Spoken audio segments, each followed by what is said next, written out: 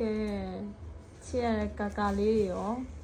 စီးရရလေးလုပ်ပြီးကြပြီလားဒါကတော့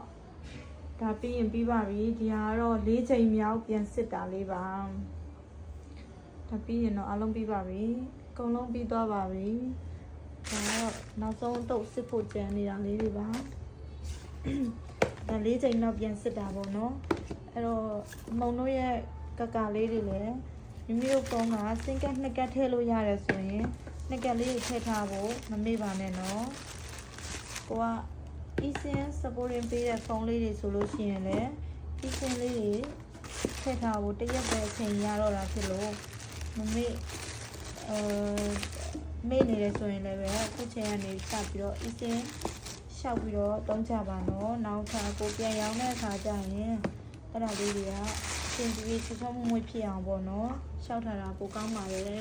ကိုကအခုချိန်မှာအသုံးမပြုတ်ဘူးဆိုလို့ရှိရင်တော့မှစင်ကက်လေးတွေထည့်ထားပေးပါနော်3လပိုင်းကုန်ထိပဲအခု free ရှောက်လို့ရတာဆိုတော့လေ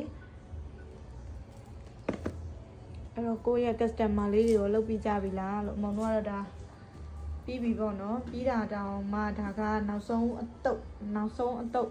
၄ချိန်မြောက်ပြန်စစ်တာလေးပါကဲ eSIM လေးလာဝယ်ခြင်းတဲ့ customer လေးလည်းဆိုင်မှာ eSIM လေးရပါတယ်နော်